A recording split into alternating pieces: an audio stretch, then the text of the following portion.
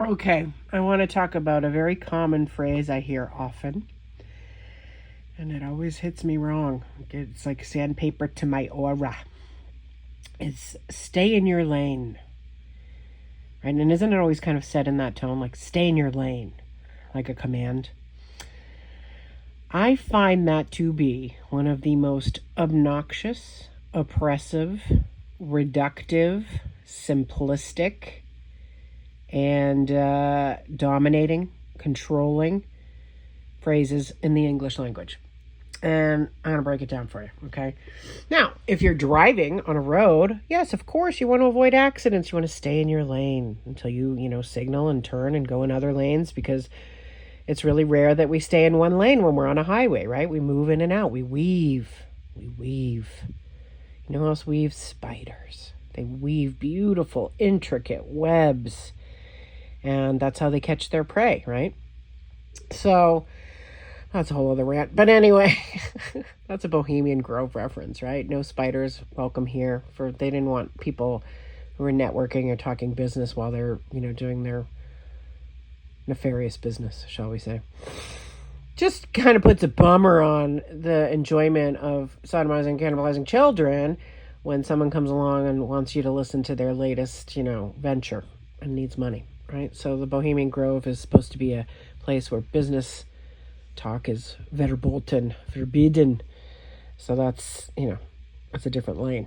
But yeah, getting back to staying in one's lane, I think that's so limiting, right? Like if you are a mom, you can also be a CEO. If you are a farmer, you can also have a PhD. It's unlikely, but it can happen. And if you are a celebrity, you can, they don't stay in their lanes. That, if they're singers, they cross over into acting, they cross over into business. All their businesses are fronts for human trafficking anyway, in my opinion, but that's, again, a whole other rant. So staying in your lane. I really like people who don't stay in their lane, who color outside the lines, and who don't listen to commands by people who really have no business imposing on your free will in that way. It's a very, very harmful statement. Now, that said, there are certain teamwork situations where I might be good at this and you might be good at that. And so one is your lane and one is mine. But there's always going to be crossover, you guys. That's the way it should be in any harmonious connection or partnership, right? It's just you don't relegate somebody to a lane and leave them there to stagnate or die. You want them to be nourished and flourish and to grow and evolve and explore different lanes, right? That said, there are certain lanes I am more comfortable in. And one of them is just speaking the truth and writing. Those are my wheelhouse. Those are my lanes. I'm never going to not do that, right? No matter if somebody says I'm infringing on their lane, then we're going to talk about that. We're not going to just sit the little woman down and put her in her lane. That doesn't work. That does not work. Nobody puts baby in a corner, right? Or in a lane. So I think we should look at our English language and the etymology of words and how they come up and how they carry energies and how they affect people and how it hits you. If it hits you in the gut wrong, something's off about the intentions behind the phrase, which might just seem like it's just a cliche and people just say it to be funny, or, they're letting you know you're somehow infringing on their boundaries or whatever.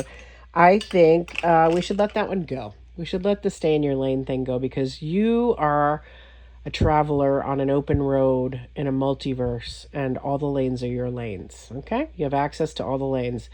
That's a superiority snobby thing to think that somebody has a different lane than you and that's their lane.